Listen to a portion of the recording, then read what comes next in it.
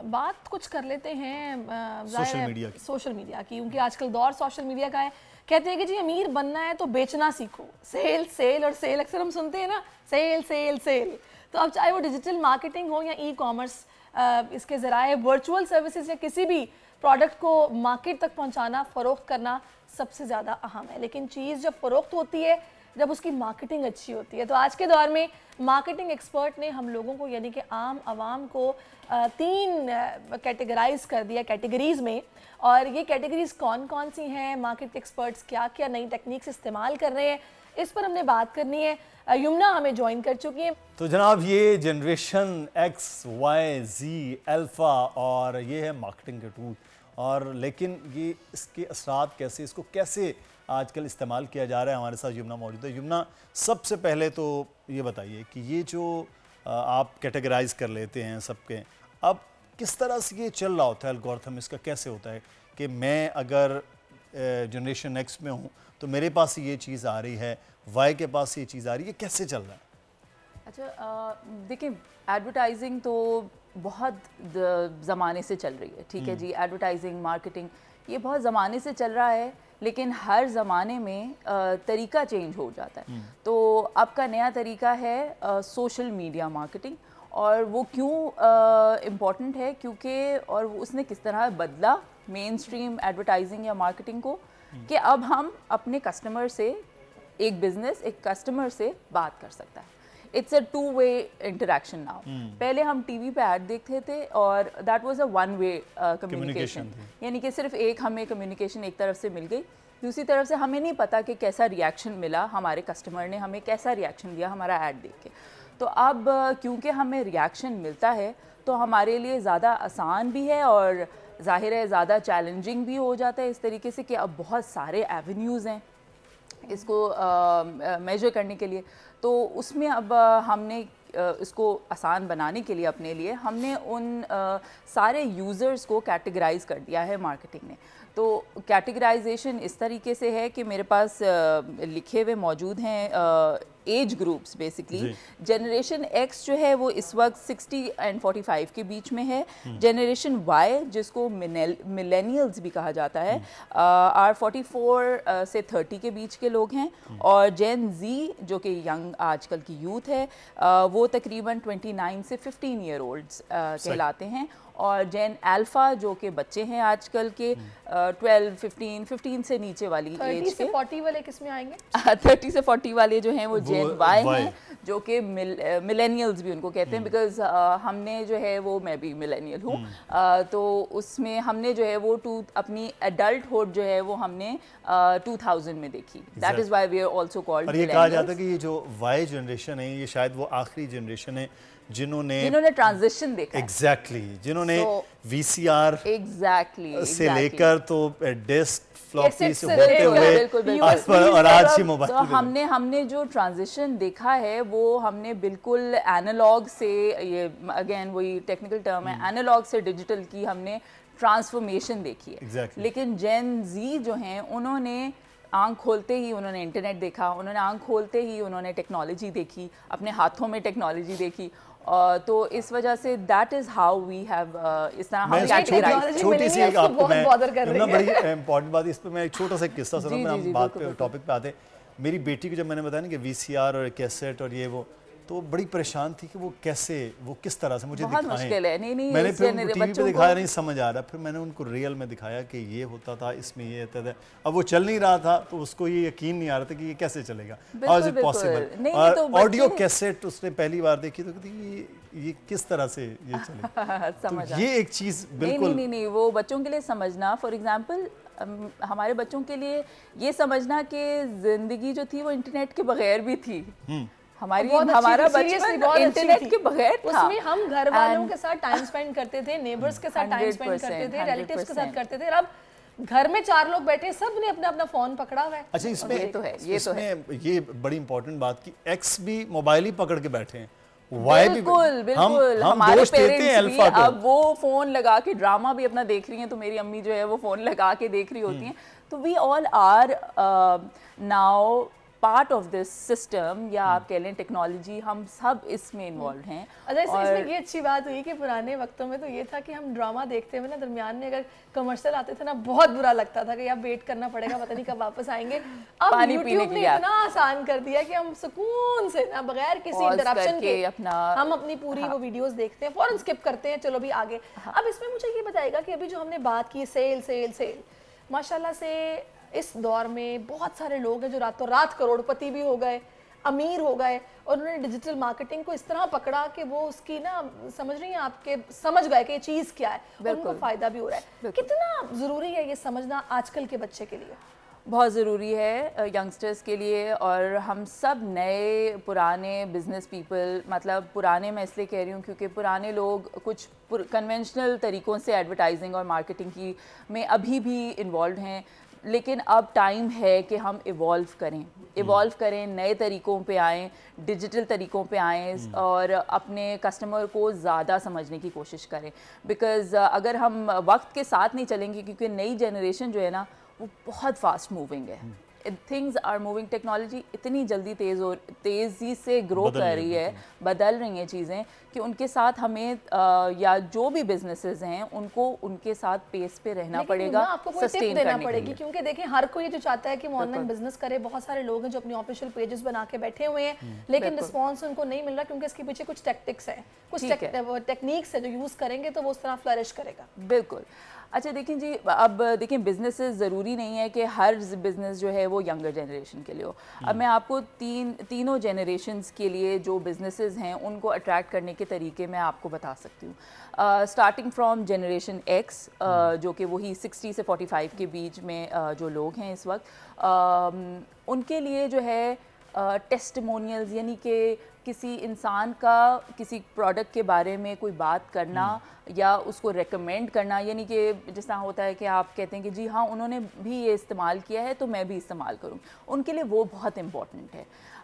जब हम generation Y की बात करते हैं, मिलेनियल्स के लिए, उनके लिए जो है वो पर्सनलाइजेशन बहुत ज़रूरी है। पर्सनलाइजेशन का मतलब कि जी हम जो ऐड है वो ऐसा लगे कि वो मुझसे बात कर रहा है। अच्छा, ठीक है, तो मतलब उनके लिए पर्सनलाइज बात करना बहुत ज़रूरी है। जैसा आप देखते हैं कि एड्स चलते हैं जब मतलब कि कोई भी आप जो आप कभी कभार ऐसे होते हैं ना, आप फ़ोन पे स्क्रॉल कर रहे हैं और आप कहते हैं ओ मैं मुझे यही तो चीज़ चाहिए थी और इसके ऐड आने शुरू हो गए।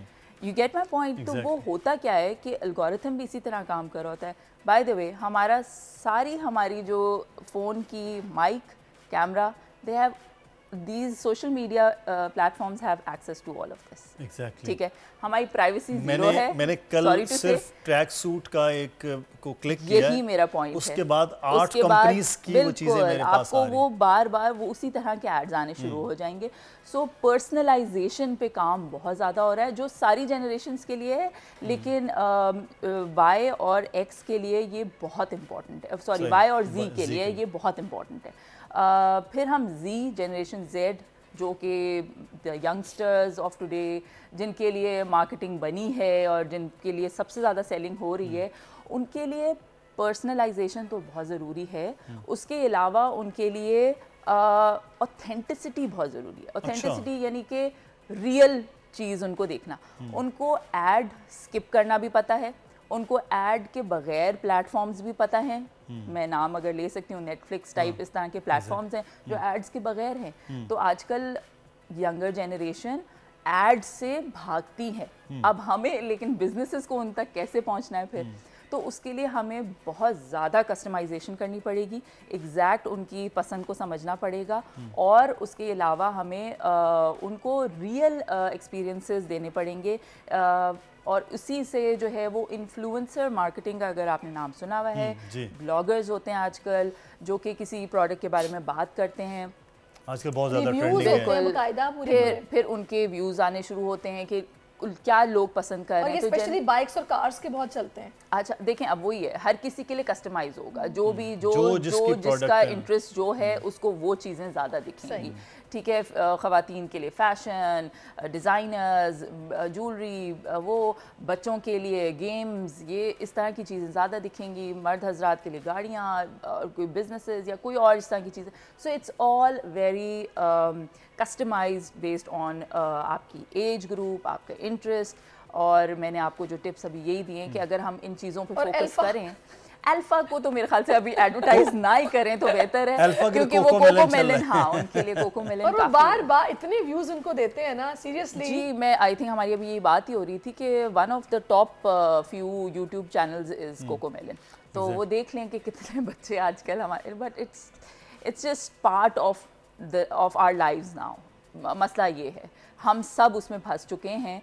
निकलना चाहिए, बिल्कुल बच्चों को रियल टाइम एक्सपीरियंसेस देने चाहिए, लेकिन we are all part of it now. सही। अच्छा, नहीं, एक चीज़ जो मार्केटिंग के हवाले से आप जो बात कर रही थी, हम ये देख रहे हैं कि पाकिस्तानी बहुत से ऐसे लोग हैं, बड़ी अच्छी प्रोडक्ट हो रही है, मार्केट नहीं कर पा रहे हैं। अगर वो मार्केट करें वो टारगेटेड नहीं हो रही है, तो ये सारा गौतम का इशू है, एसईओ का इशू है, ये कहाँ इशू? ठीक है, आई नो कि आप ये टर्मिनोलॉजीज हम सब आजकल सुन रहे हैं, तो मैं इसको थोड़ा सा एक्सप्लेन कर दूं कि बिल्कुल ये जितने भी प्लेटफॉर्म्स हैं, अगर मैं नाम ले सकूं तो इंस्टाग्राम, फेसबुक, टिकटॉक, स्नैपचैट, ये सब सोशल मीडिया प्लेटफॉर्म्स कहलाते हैं। और इनका फ़ायदा ही यही बिजनेसेस को ये है कि इन पे आप इन्वेस्ट करें, यानी कि आप अपने एड्स प्लेस करें और एड्स में आप स्पेसिफिक आप अपनी ऑडियंस जो है उसको आप टारगेट कर सकते हैं। So that is called targeted marketing, जो कि मेन स्ट्रीम एड्स पे नहीं हो सकती, लेकिन सोशल मीडिया के थ्रू वो हो सकती है। लेकिन इसमें जो हैशटैग्स है ना, ये बहुत मैटर करते हैं कि वो अगर आपने मैटर करते हैं, डिस्क्रिप्शन अच्छा है, अगेन बहुत सारी चीज़ें हैं, कैप्शन है, फिर आपकी जैसा रील्स हैं आजकल, रील्स की लेंथ, अगेन लेंथ हर जनरेशन के लिए अलग मैटर करती है। जनरेशन जी जो है वो बहुत शॉर्ट स्पैन है उनका अटेंशन का, वो सिर्फ छोटी से छोटी चीज़ देखना चाहते हैं, वो स्किप कर देते हैं, वो स्क्रॉल अप कर देते हैं, तो उनका अटेंशन स्पैन बहुत छोटा है। इस वजह से उनके लिए अट्रैक्टिव कंटेंट इज़ छोटे से छोटा। अब मतलब और उनके लिए जो रील्स बन रही हैं 90% तो रैप स्टाइल में रील्स बन रही होती हैं, तो मतलब जैसा जो चीज़ उनको अट्रैक्ट करे, which is music, comedy, jokes, anything trending, मतलब जो चीज़ ट्रेंड कर सके या वो मीम बन सके। जिस तरह छोटे बच्चों को ना अगर कोई स्टोरी टेलिंग कर रहा है, भले छोटी सी हो, आज मैं आपको एक बात दिखाऊं, ये चीज दिखाऊं, फौरन से वो इंटरेस्ट डेवलप होगा, क्या दिखाने लगेंगे, या ये कर रहा होगा, या फिर उनके पसंदीदा सॉन्ग्स होंगे, म्यूजिक होगा, या फिर कोई ऐसा शॉकिंग विजुअल होगा कि जिस पे वो एकदम रुकेंगे। मतलब वो शॉकिंग विजुअल्स, अगेन वो भी एक साइंस है, जो आपको जो क्लिक बेट कहते हैं उसको नाम कहलाता है, जो कि यूट्यूब पे आप जिस चीज़ पे क्लिक करें तो वो एक तस्वीर होती है जो कि इस तरह की शक्ल बना के कोई यूट्यूबर खड़ा होगा, उस पर कोई बड़ा बड़ा कोई कैप्शन लिखा हुआ होगा, जो बच्चे पढ़ सकते हैं वो पढ़ के उसको क्लिक करते हैं, जो नहीं पढ़ सकते वो सिर्फ शक्ल देख के क्लिक करते हैं। हम भी हम लोग भी मतलब कोई एक्साइटिंग सी कोई चीज़ नज़र आती है कि 5 हैक्स फॉर व्हाटएवर, थंबनेल का बहुत गेम है, थंबनेल का बहुत गेम है। लेकिन काश ऐसा होता कि जितने भी यूट्यूबर्स हैं जो कि रील्स भी बना रहे हैं, वीडियोस भी बना रहे हैं, काश वो इस चीज को प्रेफरेंस देते कि हमने जो बनाना है वो इन्फॉर्मेटिव हो। उनके घटिया कंटेंट की भरमार है, इन्फॉर्मेटिव है, एंटरटेनमेंट है, किसी के लिए कुछ है। होप कि अब थोड़ा, क्योंकि इतना सब कुछ हो गया है ना इंटरनेट पे, इतना कुछ है, I hope and I wish कि हम अच्छी चीज़ों पे बात और अच्छी चीज़ों को ट्रेंडिंग बनाएं। अभी रिसेंटली किसी ने बोला कि भाई अपने रिश्तेदारों को दिखा के, अपनी फैमिलीज को बेच के लोग पैसे कमा रहे हैं। बड़ा ये अजीब सा स्टेटमेंट था किसी ने दिया।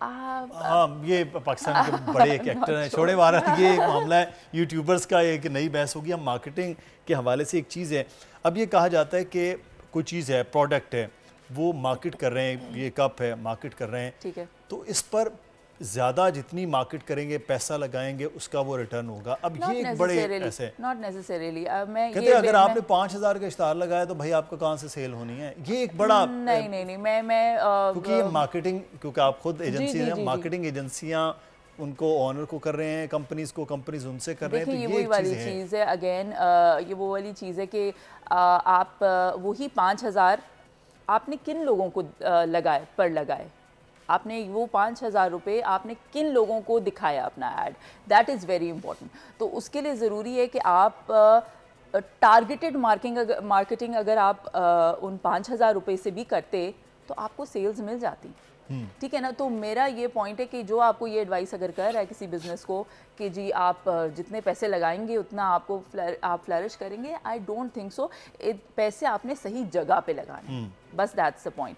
तो क्योंकि सोशल मीडिया ने हमारे लिए ये बहुत आसान कर दिया है कि हम एग्जैक्ट उस इंसान को दिखा सकें जिसको उस चीज़ की नीड है या उस चीज़ की वांट है, जो भी, तो वो हम उसको टारगेटेड हम दिखा सकते हैं अपना ऐड। इस वजह से ज़्यादा पैसे लगाना मेरे ख्याल से वो कोई ऐसी कोई कमाल स्ट्रैटेजी नहीं है। अगर कोई एजेंसी बेच भी रही है तो वो I don't think they're telling. अच्छा, हमारे प्रोड्यूसर साहब का भी एक सवाल आया है क्योंकि वो भी काफ़ी इंटरेस्ट रखते हैं डिजिटल मार्केटिंग में। वो ये कह रहे हैं कि इसमें मतलब कुछ भी अगर आपको मतलब थिंकिंग है, कुछ भी आप पोस्ट कर दें तो बस वो चल जाए, यहाँ पे बाकायदा कोई कैंपेन के तौर पे अगर आप कोई चीज़ लॉन्च करें तो वो ज़्यादा 100%। अगेन मार्केटिंग तो खैर ये अरसे से चल रही है, हर चीज़ में एक स्ट्रैटेजी, एक कैंपेन काम करती है। तो वही वाली चीज़ है, इसके पीछे पूरी एक साइंस होती है, पहले स्टडी होता है। जैसे एक छोटा एक होम बेस्ड अगर फैशन डिज़ाइनर हैं फॉर एग्जांपल, मैं एक एग्जांपल के साथ समझा देती हूँ। होम बेस्ड फैशन डिज़ाइनर हैं, वो अपना बिज़नेस बढ़ाना चाहती हैं, तो वो किस तरह बढ़ाएंगी? वो बेसिकली उनको पहले तो अपना उनकी जो स्टाइल सेंस अपना होता है, आप उसी तरीके के कपड़े बनाते हैं। तो उन्होंने अगर कोई एक अपनी कलेक्शन बनाई है फॉर एग्जांपल, तो वो किन लोगों के लिए, पहली बात वो किस एज ग्रुप के लिए है और किस ओकेजन के लिए है। अब जिस तरह कुछ लोग वेडिंग वेयर में चले जाते हैं, कुछ लोग कैजुअल में रहते हैं, कुछ यंगर जनरेशन को टारगेट करते हैं, कुछ वर्किंग वुमेन फॉर एग्जांपल और मैन व्हाटएवर जो भी को टारगेट करते हैं। तो और कुछ बच्चों के हवाले से और कुछ बच्चों की, बिल्कुल बच्चों की कपड़े तो सबसे ज़्यादा सेल इसलिए होते हैं क्योंकि वो चेंज होते हैं, उनका साइज चेंज होता है। वो घर में बैठ के बस ऑर्डर करती हैं, वो देखती हैं। वैसे भी हर साल में चेंज होना है, 6 महीने में। और ऑनलाइन ऑर्डर पे मैं यही बात करूंगी कि कोविड ने, जैसे हमारी पहले भी बात हो रही थी, कोविड ने कुछ बिजनेसेस को के लिए नुकसान तो हुआ, बहुत सारी इंडस्ट्रीज को नुकसान हुआ, लेकिन डिजिटल इंडस्ट्री के लिए बहुत फ़ायदा हुआ